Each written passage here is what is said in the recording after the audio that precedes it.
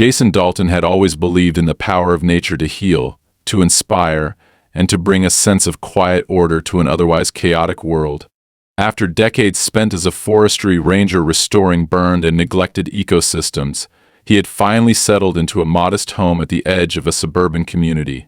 Unlike the manicured lawns and cookie-cutter backyards of his neighbors, Jason's property stood as a living monument to the wilderness he had dedicated his life to preserving.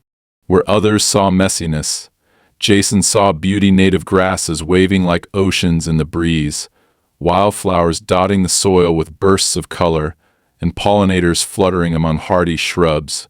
To Jason, his garden was not just a project, it was a philosophy. It represented harmony, balance, and resilience. For months, Jason had worked tirelessly to transform his land into an oasis. He selected every plant for its ecological value, blending rare perennials with drought-tolerant species that could thrive under the harsh summer sun. No pesticides, no synthetic fertilizers, just a garden that worked in tandem with the natural world. Every morning he would sip his coffee on his porch and listen to the quiet hum of life. Birds singing from the branches, bees drifting lazily from flower to flower, and the rustle of unseen creatures moving through the underbrush. This place wasn't just Jason's home.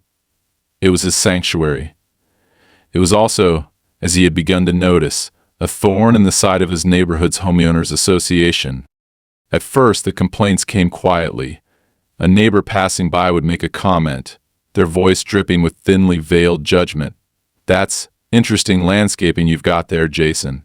Another would call it overgrown or wild, clearly preferring the symmetrical hedges and prim flower beds lining the rest of the street. Jason brushed it off. People didn't always understand what they weren't used to, and he didn't owe anyone an explanation for how he chose to care for his land. He wasn't breaking any rules. The garden was within his property lines, and local environmental guidelines supported his sustainable approach. If anything, Jason figured his yard was the most responsible one on the block. Then came the first letter from the HOA, a formal warning neatly typed and signed by Arthur Stevens, the HOA president. "Your property's landscaping does not conform to community standards," it read. Jason had laughed to himself, shaking his head as he pinned it to the fridge. A week later, another letter arrived, this time calling his yard a potential fire hazard due to the presence of dried grasses and uncontrolled vegetation. Jason couldn't help but scoff. Did they even understand fire safety? Every plant in his garden had been chosen for its fire resistance. He knew what he was doing better than anyone else in that neighborhood. Still, Jason decided to respond, crafting a polite but firm email to the HOA. He attached documentation, photographs, and even fire safety assessments he had conducted on his own time. His garden was safer than most of the dead, chemically treated lawns on the block. Surely that would settle the matter.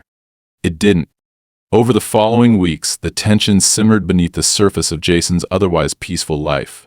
A couple of neighbors began glaring as they passed his property on their morning walks. Some went as far as to cross the street entirely to avoid his garden, their disapproval palpable. Jason's patience wore thin, but he remained steadfast. He had fought bigger battles in his life: forest fires that raged for days, bureaucratic hurdles in government offices. Compared to those, this was nothing. Yet something about the HOA's sudden fixation on his property gnawed at him. Late one evening, Jason returned home to find a small, unmarked envelope tucked into his mailbox. Unlike the formal letters from the HOA, this one bore no return address. Inside, on a single piece of paper, the words were typed in block letters, "Tear it down, Dalton, or we will." Jason frowned as he read it again, his fingers tightening around the note. It was laughable, really, that someone would go so far over a patch of grass and flowers. He crumpled the paper and tossed it in the recycling bin, brushing it off as the work of some disgruntled neighbor who had too much time on their hands. People could be petty, sure, but Jason refused to believe it would amount to more than passive-aggressive nonsense. Besides, he had every right to keep his property as he saw fit. The next day, Jason found tire tracks cutting through a corner of his yard. Someone had driven onto his property during the night, flattening a patch of wildflowers he had nurtured for months. That same morning, Arthur Stevens appeared at Jason's door, wearing his usual smug expression and clutching a clipboard. "We've received multiple complaints," Jason Arthur began, his tone bordering on condescension. "Your property is a blight on the community. And now, with the fire risks." "There is no fire risk," Jason interrupted, his voice calm but sharp. "You've seen the reports I sent you. Everything here complies with state guidelines." Arthur's smile tightened. "Regardless, the HOA board has determined that action must be taken to ensure the safety and aesthetics of our neighborhood. If you won't make the changes yourself, we'll handle it for you." Jason took a step closer to Arthur, his jaw clenched. "You don't have the right to do anything to my property without my consent." Arthur simply shrugged, handing over yet another warning notice before turning and walking away. Jason stood at the door long after he was gone, his pulse hammering in his ears. For the first time, the situation felt like more than a petty disagreement. There was a quiet menace to Arthur's words, a certainty that made Jason uneasy. That evening, Jason did something he hadn't done in years. He stayed up late, pacing the perimeter of his property, his flashlight cutting through the shadows. The garden, usually a source of peace, now felt exposed, vulnerable. The envelope, the tire tracks, Arthur's threats. It was as though something larger was at play, though Jason couldn't put his finger on what it was. Standing in the moonlit garden he had built with his own hands, Jason promised himself one thing: no matter what the HOA or his neighbors thought, they wouldn't take this place from him. This was his land, his work, his legacy, and he would defend it. The next morning, Jason Dalton woke to a sound he couldn't immediately place: low, mechanical, and insistent. Still half asleep, he pulled on his boots and stepped onto the porch, the chill of dawn biting at his skin. The sight that greeted him froze him in place. A bulldozer, massive and bright yellow, was rumbling up the edge of his yard, followed closely by a flat truck carrying equipment. Jason's first instinct was that there had been some mistake, a construction crew lost or a job site error, but the sinking feeling in his gut told him otherwise. He sprinted across the yard, his heart pounding, just as the bulldozer screeched to a halt at the far edge of the garden. "Hey!" Jason shouted, waving his arms as he approached. "What the hell are you doing here?" The man climbing down from the bulldozer looked at Jason with disinterest, as though being confronted by furious homeowners was just part of the job. He was stocky, wearing a hard hat and a faded jacket smeared with grease. "Clearing this lot," the man said casually, jerking a thumb at Jason's garden. "We got orders from the HOA. They said it's unsafe." Jason blinked, his mind racing to catch up. "Unsafe? Orders? From who?" The man sighed, clearly uninterested in explaining himself further. "The paperwork's with the foreman," he said, gesturing toward a second man standing near the flatbed, clipboard in hand. "Look, mister, we're just doing what we were hired to do." Jason didn't wait to hear more. He stormed across the yard, stepping over flattened grasses and trampling through the wildflowers he had planted just last spring. His hands were shaking by the time he reached the foreman, a wiry man with sharp features and an air of bureaucratic detachment. The foreman barely glanced up as Jason approached, flipping through a stack of papers on his clipboard. "What is this?" Jason demanded, his voice taut with anger. "Who gave you permission to come onto my property?" The foreman finally looked up, his expression neutral. "This is all authorized, Mr. Dalton. The whole board filed a formal complaint, declared your property a hazard under community safety standards, and contracted us to handle the clearing." Jason stared at the man, stunned. "You can't just tear up my property without telling me. That's illegal. I never consented to this." The foreman shrugged, flipping a page on his clipboard. "Your consent's right here. You signed off on this last week." For a moment, Jason thought he hadn't heard correctly.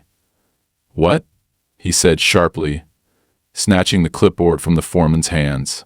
There, at the bottom of an HOA authorization form, was his name scrawled in black ink. It wasn't his handwriting.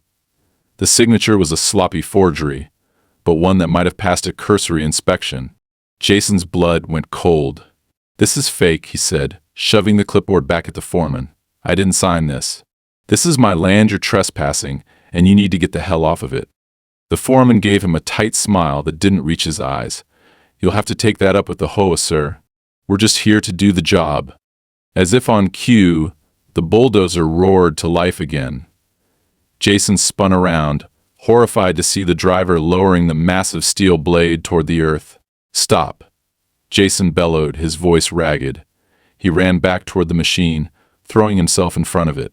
The bulldozer lurched to a halt, the driver glaring at him from behind the controls. "Move out of the way," the driver shouted. "I'm not paid to wait around all day." Jason planted his boots firmly in the dirt, his fists clenched at his sides. "I said stop." His voice was hoarse now, filled with a kind of desperation he hadn't felt in years. For a brief moment, the scene held in a tense silence, Jason standing alone in front of the massive machine, the engine grumbling impatiently as the driver hesitated. Then another voice broke the silence, calm and calculated. "Mr. Dalton, I wouldn't recommend making this any harder on yourself." Jason turned slowly, and there, standing at the edge of his driveway, was Arthur Stephens. Dressed immaculately in pressed slacks and a crisp jacket, Arthur looked entirely out of place amid the chaos. He had a smug, almost amused expression on his face, his hands tucked neatly into his pockets. "What the hell is this, Arthur?" Jason spat, striding toward him. "What gives you the right to do this to my land?"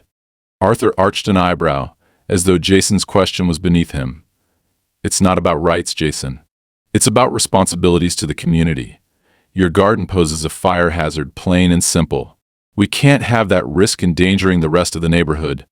"There is no risk," Jason shot back. "You know that. I sent you the reports.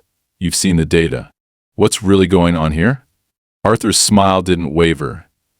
"If you have complaints, I suggest you take them up with the board, after we finish clearing the property, of course." Jason stepped forward, closing the distance between them. "You forged my signature," he hissed, his voice low and dangerous. "I don't know what kind of scam you're pulling, but I promise you're not going to get away with this." Arthur didn't even flinch. Instead, he glanced pointedly at the bulldozer and the workers, who were beginning to gather around the scene, watching the confrontation unfold. "I think you're getting emotional, Jason. I'd hate for you to say something you'll regret later. Now, please stand aside. You've already caused enough trouble." Jason stared at him, breathing hard. He could feel every muscle in his body screaming to act, to fight back. But the odds were impossible. The workers were watching. Arthur was watching. And Jason knew that if he pushed too far, they'd paint him as the aggressor, as a madman, as the problem neighbor who couldn't accept the rules. A sick feeling settled in his stomach as he realized he had no choice. Slowly, Jason stepped back, his fists shaking at his sides.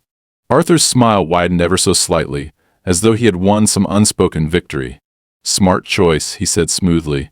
"We'll have this all cleaned up by the end of the day. You can thank us later." Jason didn't answer. He turned away and watched, helpless, as the bulldozer roared to life once more. This time there was no stopping it. The steel blade sliced through the earth, uprooting plants, trees, and shrubs in brutal sweeps. Jason felt the blow of every pass as though it had struck him personally, his work, his vision, destroyed in minutes. The wildflowers he had planted crumpled under the weight of the machine, the tall grasses flattened into nothing. The garden he had nurtured with his own hands was being obliterated before his eyes. He didn't know how long he stood there, rooted in place, as the destruction unfolded. Minutes? Hours? Time had ceased to matter. By the time the machines finally fell silent, Jason's garden was gone. In its place lay a raw, empty patch of dirt, scarred and lifeless. Arthur approached him one last time, brushing invisible dust from his sleeve. "See? Much better," he said cheerfully, before turning on his heel and walking back to his car. Jason didn't move, didn't speak. He simply stood there, staring at the devastation, the numbness in his chest giving way to a slow, burning rage. This wasn't about safety. It never had been. This was a message of warning, and Jason understood it loud and clear. But as Arthur's car disappeared down the street, Jason made a silent vow to himself. They thought they could break me, he thought, his jaw tight. They thought this was over. It wasn't. Not by a long shot. Jason Dalton spent the rest of the day wandering aimlessly through what was left of his garden. Dust clung to his boots as he stepped over broken branches and crushed plants, the ground littered with remnants of the sanctuary he'd poured his heart into. Where once there had been color and life, wildflowers in bloom, hummingbirds flitting between blossoms, there was now nothing but torn earth and debris. The silence was the worst part. The hum of insects, the whisper of leaves in the wind, all gone. It felt as though his soul had been bulldozed along with the garden. By the time night fell, Jason's grief had turned to fury. He sat at his kitchen table, surrounded by the paperwork he'd gathered over the years: HOA, bylaws, fire safety assessments, property records, everything that proved his garden had been lawful and well within local environmental regulations. The forged signature at the center of it all stared back at him from the crumpled authorization form Arthur Stevens had flaunted earlier that morning. Jason's hands trembled as he held it up to the lamplight. He knew the signature wasn't his, and he knew that Arthur had orchestrated the entire thing. But proving it, fighting back against an HOA with endless resources and influence, was another matter. It wasn't just about his garden anymore. This was about something bigger. Jason thought of Arthur's smug expression, his calm assurance as he watched the destruction. He thought of the neighbors who had glared at him in recent weeks, the anonymous threats left in his mailbox, the tire tracks cutting through his land. This was no accident. This was coordinated. They had singled him out, and now they expected him to roll over and accept defeat. Jason clenched his fists. They were wrong. The next morning, Jason drove to the HOA office. It was a squat, beige building tucked away at the edge of a strip mall, utterly unremarkable, much like the men and women who ran it. Inside, the air was sterile, humming with the faint buzz of fluorescent lights. A receptionist sat behind a glass window, her expression blank as Jason approached. "I need to speak with Arthur Stevens," he said, his voice clipped. The receptionist didn't even glance up. "Do you have an appointment?" "No, I don't have an appointment." "I don't need one," Jason replied sharply. "Tell him Jason Dalton is here." The woman hesitated, clearly unimpressed by Jason's tone. She picked up the phone and murmured something into the receiver before glancing back at him. "Take a seat. Mr. Stevens will see you shortly." Jason didn't sit. He stood at the edge of the room, arms crossed, his jaw tight. Minutes passed like molasses before Arthur Stevens appeared in the hallway. He looked as smug as ever, his expression one of exaggerated surprise. "Jason," Arthur said smoothly. "What a surprise. I wasn't expecting you so soon." "You forged my signature, Arthur," Jason said without preamble. "I don't know how you think you're going to get away with this, but you're not." Arthur's smile faltered for only a moment before it returned, colder this time. "Forged your signature?" he repeated, his voice dripping with mock offense. "Now, Jason, that's a very serious accusation. I assure you, everything was handled by the book. Perhaps you've just forgotten signing the authorization." Jason took a step closer, lowering his voice to a dangerous calm. "You and I both know I never signed anything." Arthur held his ground, his gaze unwavering. "If you feel so strongly about it, Jason, you're welcome to take it up with our legal team. I'm sure they'll be happy to walk you through the paperwork." Jason's blood boiled. This was exactly what Arthur wanted: to bury him in red tape and bureaucracy, to make fighting back so difficult that he'd give up before he even started. Jason wanted nothing more than to knock that smug expression off Arthur's face, but he knew that's exactly the reaction Arthur was baiting him for. Instead, Jason forced himself to take a step back. "This isn't over," he said through gritted teeth. Arthur's smile widened, his teeth bared like a predator sensing victory. "I'm sure it isn't." Jason turned and walked out of the building, his heart pounding in his ears. Outside, he climbed into his truck and gripped the steering wheel, his knuckles white. He knew now that Arthur wasn't just arrogant, he was untouchable. Or at least he thought he was. Jason's jaw tightened. If the HOA wanted a fight, he'd give them one. Over the next several days, Jason began piecing together his case. He pored through the HOA bylaws, highlighting every section that had been violated in the destruction of his garden. He reached out to a lawyer, only to be told what he already suspected: fighting the HOA in court would be expensive and time-consuming, with no guarantee of success. "You'll need hard evidence," the lawyer told him. "A paper trail, witnesses, something concrete." Jason wasn't discouraged. He'd spent his life restoring forests that others thought were beyond saving. He wasn't about to let a group of bureaucrats destroy everything he had built. He began talking to neighbors, not the ones who had turned their backs on him, but the quieter ones, the ones who avoided the HOA's meetings and kept to themselves. Slowly, stories began to surface. One woman, a widow named Margaret, who lived 2 streets over, told him that Arthur Stevens had fined her hundreds of dollars for leaving her trash cans out a day too long. Another neighbor whispered that Arthur had connections with a local contractor who handled cleanup jobs, contractors who just happened to be the same ones Jason had seen bulldozing his garden. The pattern was clear. Arthur and the HOA weren't just enforcing rules, they were profiting from them. Then, late one night, Jason heard a sound outside his house. He grabbed a flashlight and stepped onto the porch, his pulse quickening. The wind was still, the neighborhood quiet. At first he saw nothing. Then, out of the corner of his eye, he spotted movement near the edge of his property. Someone was standing just beyond the tree line, watching. Jason swung the beam of the flashlight toward the figure, but whoever it was slipped away into the darkness. The next morning, Jason discovered fresh tire tracks at the edge of his yard. Someone had driven onto his property again.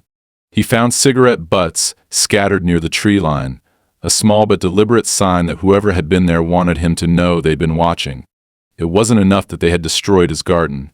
Now they were trying to intimidate him. Jason felt something shift inside him.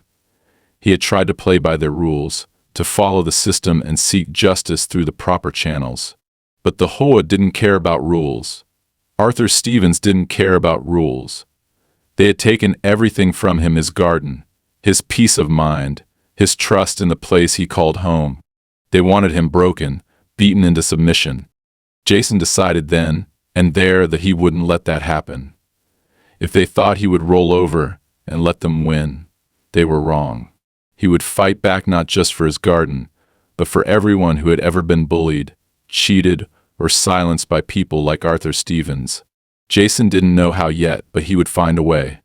One way or another, this wasn't over. Jason Dalton spent the next few days immersed in what could only be described as an obsession. The destruction of his garden had left him hollowed out, but the rage that festered in its place gave him focus.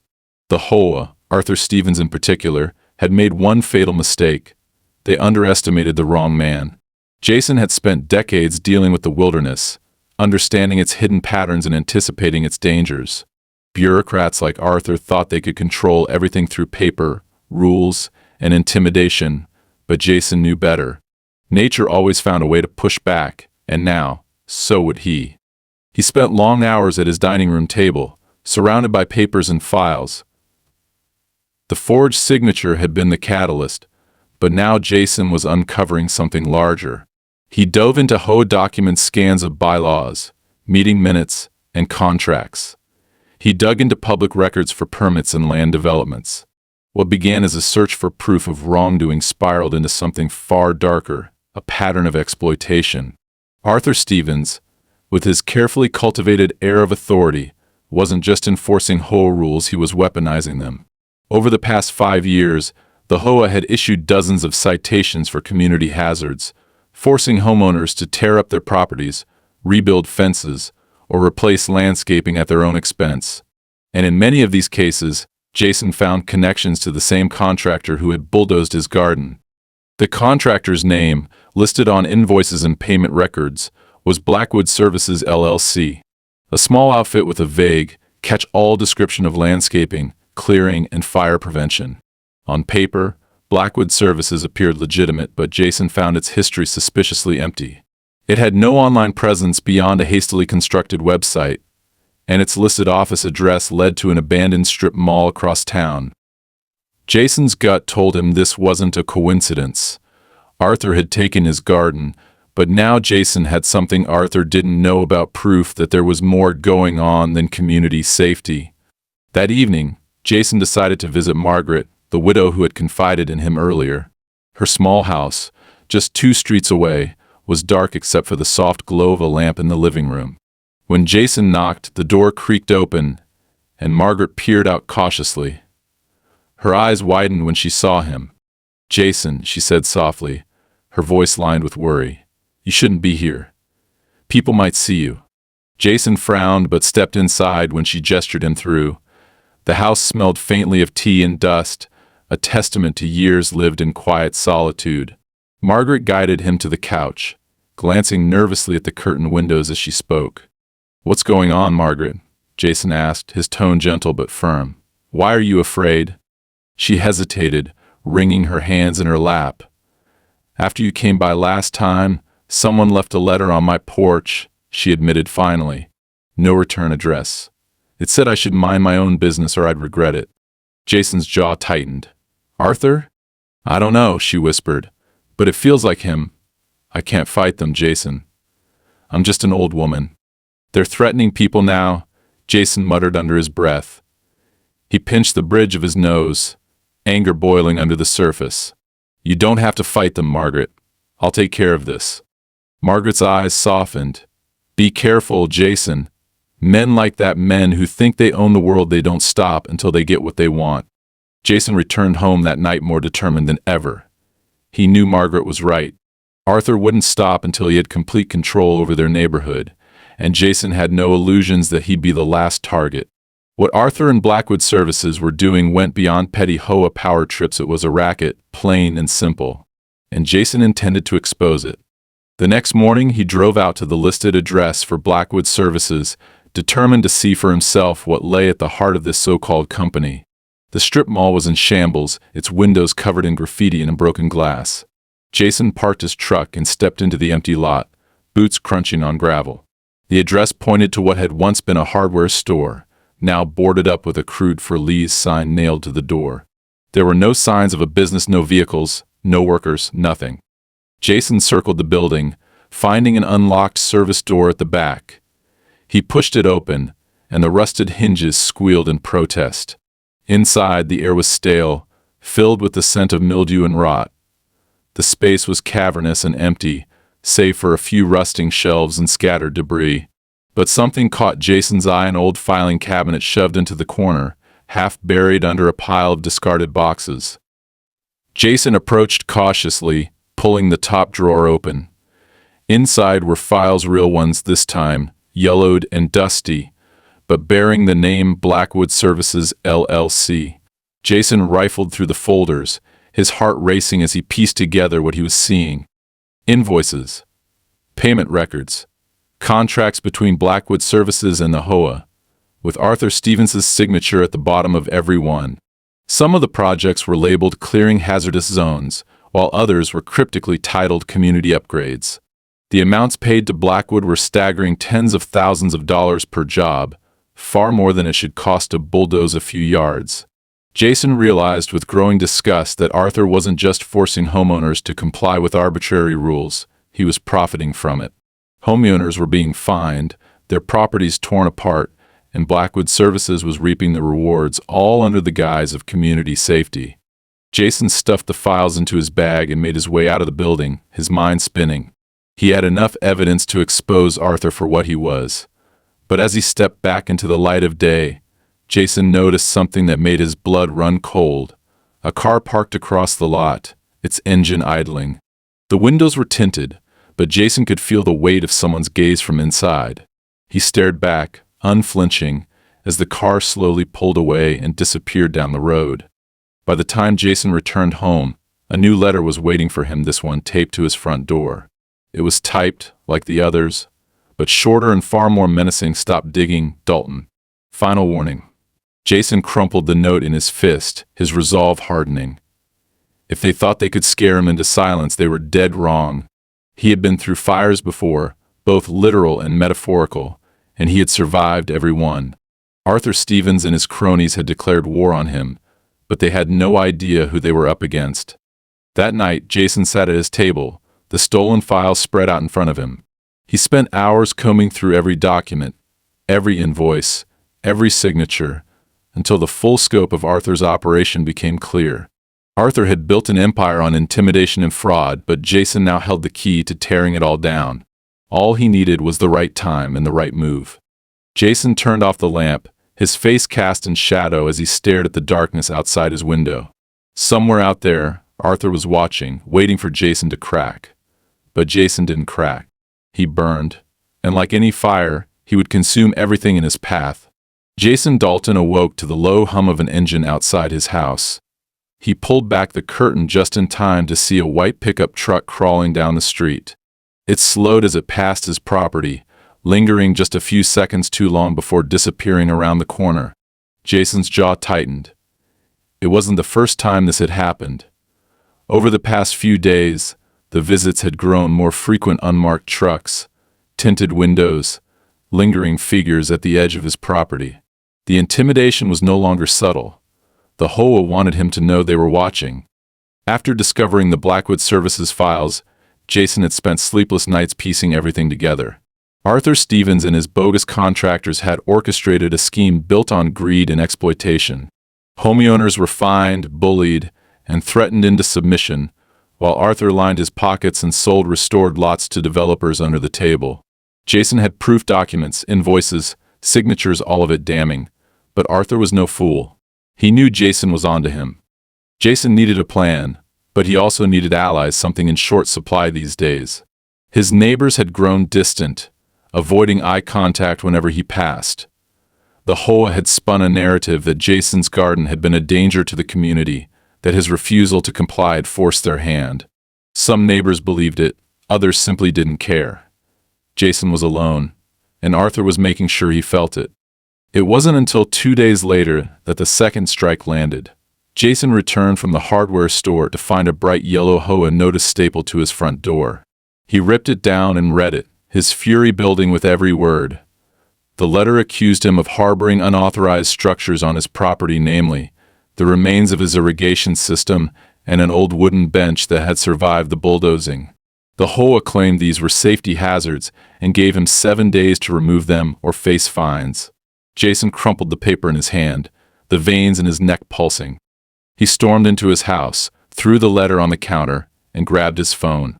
He dialed the HOA office, his patience long gone. After a few minutes of being transferred, Arthur Stevens' smooth, condescending voice came through the line. "Jason, always a pleasure. What can I do for you today?" "Cut the act, Arthur," Jason growled. "This notice you put on my door is a joke, and you know it." "Is it?" Arthur replied, feigning surprise. "It's our responsibility to ensure the community remains safe and compliant. If you'd simply remove those structures. They're not hazards, and you know it. You're trying to bury me in fines. I know what you're doing, Arthur. I found the files.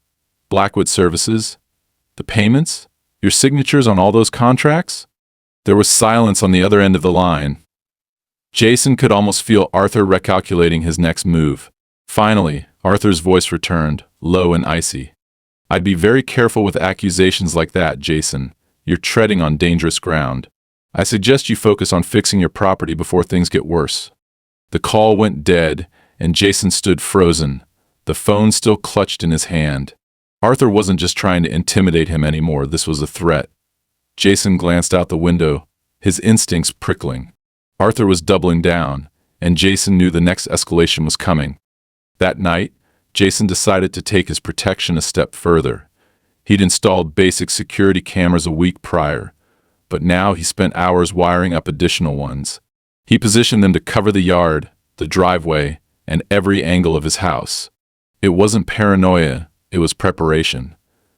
By the time he was finished, it was nearly 2 a.m., and Jason stood at the edge of his property, scanning the darkness. The garden might be gone, but the land was still his, and he'd be damned if Arthur or his cronies thought they could take anything else. The attack came 2 nights later. Jason awoke to a loud crash outside. He bolted upright, heart hammering in his chest, and grabbed the flashlight from his nightstand. Through the window, he saw the faint glow of flames flickering near the tree line at the edge of his property. Jason's blood ran cold. He grabbed his boots and tore out of the house, the cold air biting at his skin. At the edge of his yard, a small fire was spreading through a pile of debris, branches, and scraps of wood, deliberately stacked and doused in gasoline. Jason grabbed the garden hose and sprayed it down, smothering the flames before they could spread. By the time the fire was out, his hands were shaking, the acrid smell of smoke stinging his nose. Someone had tried to set fire to his property as land, and they'd done it while he was sleeping. Jason's first instinct was to call the police, but as he stood there in the darkness, he realized how it would play out. Arthur had friends everywhere, and Jason had no proof, at least not yet. The cameras. Jason sprinted back inside, pulling up the security footage on his laptop. His heart pounded as the playback began. At 3:14 a.m., a figure appeared at the edge of the screen, moving carefully through the shadows. The image was grainy, but the silhouette was unmistakable, broad-shouldered, wearing a hoodie pulled low over their face. The figure carried a gas can and set the fire deliberately before disappearing into the darkness. Jason stared at the screen, his jaw tight. It wasn't proof of Arthur himself, but it was enough to show someone had targeted him, and Jason was done waiting for the next attack. The following day, Jason loaded the incriminating footage onto a flash drive and returned to the lawyer he'd spoken to earlier. The attorney, a sharp woman named Elena Nash, leaned back in her chair as she reviewed the footage. "This is arson, Jason," she said grimly. "And combined with the harassment, the forged signature, and the financial records, we might have enough for a case. But you need to understand something. Going after the HOA means going after Arthur. He'll fight back with everything he's got." "Good," Jason said, his voice steady. "So will I." Over the next week, Jason worked tirelessly alongside Elena. She filed formal complaints with the city, citing harassment, forgery, and environmental damage. She also sent a cease and desist letter to Arthur Stevens, demanding an immediate halt to all HOA actions against Jason. Arthur's response was swift and predictable. Another notice, this time threatening foreclosure proceedings on Jason's home due to non-compliance with HOA regulations. The escalation was now a full-blown war. Jason knew Arthur's endgame: push him to the brink, drown him in legal threats, and force him to sell or lose everything. But Jason wouldn't break. He met with neighbors who had once been too afraid to speak, and slowly, others began to confide in him.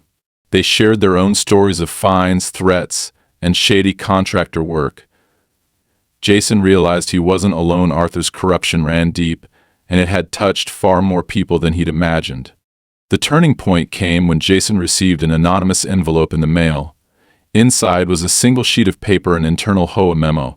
The memo outlined plans to seize Jason's land and prepare it for future development opportunities. At the bottom was Arthur Stevens' signature, bold and damning. Someone on the inside had turned against Arthur, and Jason knew this was his chance.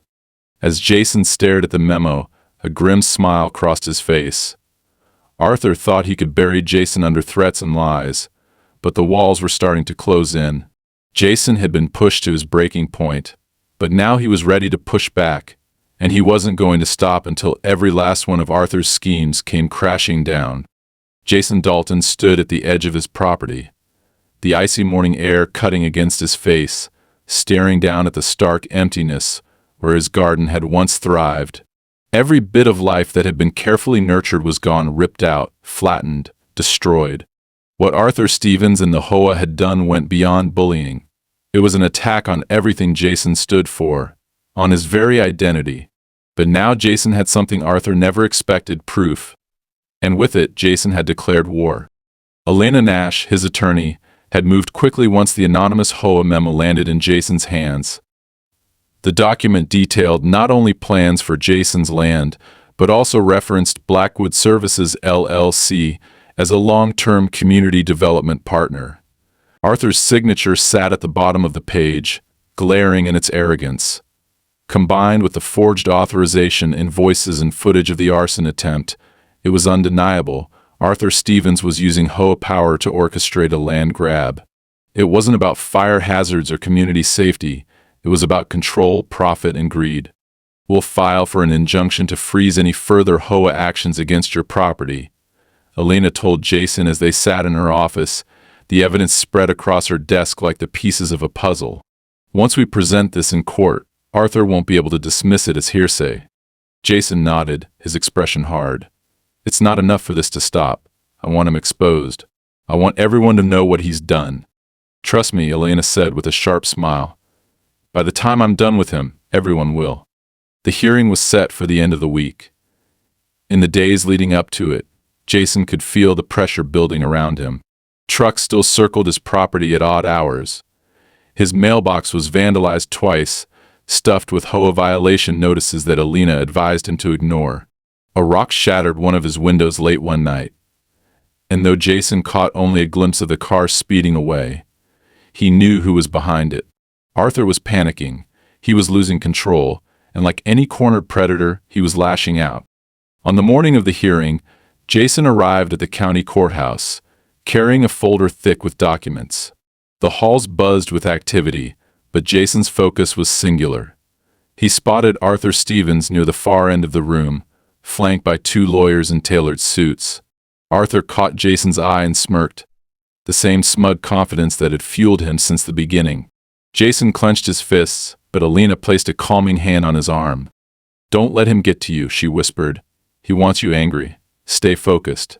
Inside the courtroom, the proceedings began with a cold formality that made Jason's skin crawl. Arthur's lawyer stood first, presenting the HOA's side of the story with the kind of polished detachment that only money could buy. The HOA acted entirely within its authority to address an ongoing safety hazard, the lawyer droned. Mr. Dalton's property posed significant risk to the community, and all actions were carried out according to established bylaws. Jason's blood boiled, but he kept his expression neutral. When it was Elena's turn, she rose to her feet, her calm demeanor razor-sharp. "Your Honor," she began, "what the HOA claims to be a matter of community safety is, in reality, a systematic scheme to seize property under false pretenses. We have evidence of forgery, harassment, and financial misconduct evidence that implicates the HOA's president, Arthur Stevens, in a deliberate pattern of fraud." Elena laid out the case methodically, presenting each piece of evidence like a weapon. The forged signature, the invoices showing payments to Blackwood Services, the footage of the arson attempt. When she handed the anonymous HOA memo to the judge, the room fell silent. Jason watched Arthur's face for any sign of emotion, but the man's expression remained frozen, his lawyers whispering furiously at his side. Then Elena delivered the killing blow. "We also have records of Mr. Stevens's personal involvement with Blackwood Services, including evidence that this so-called contractor is little more than a front for funneling HOA funds into private hands. These documents show that the destruction of my client's garden was not only unwarranted but was part of a larger plan to sell the land for commercial development." The judge studied the memo carefully, his face darkening with each passing second. Arthur's lawyer tried to object, sputtering something about lack of proper chain of custody, but the judge silenced him with a curt wave. "Mr. Stevens," the judge said, his voice low and deliberate, "this evidence is deeply concerning. Forging documents, misappropriating funds, and intimidating residents are serious allegations. If these claims hold up under further review, you could be facing criminal charges." For the first time, Jason saw it, a crack in Arthur's composure. The smug mask slipped just slightly, replaced by a flicker of fear. Jason allowed himself the smallest smile. Arthur's lawyer requested a recess to confer, but it was clear to everyone in the room that the walls were closing in. When the judge called for an injunction to halt all HOA activities against Jason's property, Jason felt a weight lift off his chest. It wasn't over, not yet, but it was a victory. Arthur had been exposed, and for the first time since this war began, Jason felt like he could breathe. Outside the courthouse, Arthur stormed past Jason without a word, his lawyers trailing behind him. Jason watched him go, his shoulders square, his expression steady. Arthur Stevens had built his power on intimidation and lies, but in the end, the truth had broken him. Jason knew there was still more to come: hearings, investigations, the slow grind of justice, but for now, it was enough. That night, Jason stood at the edge of his property, staring at the barren land that had once been his garden. The scars left by the bulldozers were still there, but now they didn't feel permanent.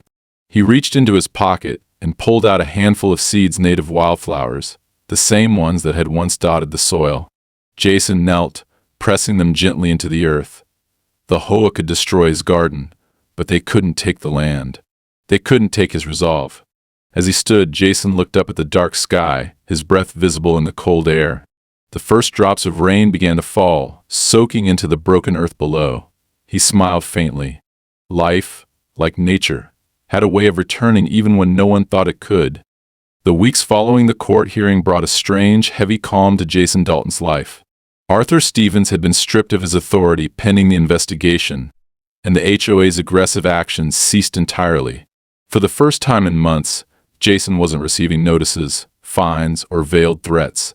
His mailbox was empty, the anonymous letters had stopped, and the ominous trucks no longer prowled his street at night. But the damage had already been done. Jason's garden was gone, reduced to a barren patch of land marked by scars from the bulldozers. The sight of it still tightened his chest every time he stepped outside, the silence where life had once flourished cutting deeper than he had anticipated. Neighbors who had once avoided him now stole awkward glances in his direction, as if they didn't quite know how to approach him. Some offered timid greetings, others kept their distance. The battle had been won, but the war had left its mark. Alina had warned Jason that the legal process against Arthur Stevens and the HOA would be slow, and she was right. The investigation into Blackwood Services was underway, and while the evidence pointed squarely at Arthur's corruption, the case was now tangled in bureaucracy. Jason hated the waiting, but he found solace in knowing that the truth was out. Arthur's empire of intimidation was crumbling, piece by piece. One afternoon, Jason received an unexpected visitor. Margaret, the widow who had once warned him to be careful, stood at his doorstep holding a small pot of flowers. Jason invited her in, and as they sat together at the kitchen table, she placed the pot between them. "I thought you might like these," she said softly. "They're a little start, something to bring back a bit of color." Jason stared at the flowers for a long moment before giving her a faint smile. "Thank you, Margaret. That means a lot." Margaret hesitated, then reached across the table to touch his hand. "You did something important, Jason. I know it doesn't feel like it right now, but you showed people they didn't have to be afraid. That's no small thing." After she left, Jason carried the flowers outside and planted them near the edge of the yard. It was a small gesture, barely a beginning, but it felt right. That night, as he sat on his porch, he allowed himself to imagine the land alive again, wildflowers spreading across the soil, bees buzzing through the air, life returning to the place that had been taken from him. The following week, Jason attended his first HOA meeting in years. The atmosphere in the small community center was tense, the usual formality replaced by nervous energy. Arthur Stevens was conspicuously absent, his seat at the front of the room empty. Instead, a frazzled interim president stood at the podium, addressing a room full of homeowners who were finally voicing their frustrations. "You have no right to fine people like that," one man shouted. "All of this was just a scam to take our money and our homes." "Why weren't we told about these contracts with Blackwood Services?" another demanded. "What else has been hidden from us?" Jason listened quietly, his arms crossed as the board members stumbled through half-hearted apologies and promises of reform. For years, the HOA had operated unchecked, its power growing through intimidation and deceit. But now, with Arthur gone and the truth laid bare, the cracks were impossible to ignore. As the meeting came to an uneasy close, a few neighbors approached Jason, their expressions sheepish but sincere. "We're sorry, Jason," one woman said, her voice trembling slightly. "We should have stood up sooner. I guess we were just scared." Jason nodded, his gaze steady. "I get it. But things have to change now. We can't let them get away with this again." By the time he returned home, Jason felt a flicker of something he hadn't felt in months: hope. The fight wasn't over. There would be more hearings, more battles, but for the first time, he could see a path forward. Over the next few weeks, Jason began the slow, deliberate process of rebuilding his garden. He worked from dawn to dusk, his hands in the soil, planting seeds and carefully tending to the few plants that had survived the bulldozing. Neighbors stopped by occasionally, offering tools, seeds, and quiet words of encouragement. One even brought over a handmade wooden bench to replace the one that had been destroyed. Jason didn't expect his land to return to its former glory overnight. He knew it would take time, patience, and care. But as he watched the first wildflowers begin to bloom, tiny and defiant against the barren earth, he felt a deep sense of satisfaction. Arthur Stevens was gone, his schemes exposed, and Jason's land was still his. The garden would grow again, stronger than before, just as Jason had. And as he stood at the edge of his yard, the wind carrying the scent of freshly turned soil, he allowed himself to smile. Life always found a way.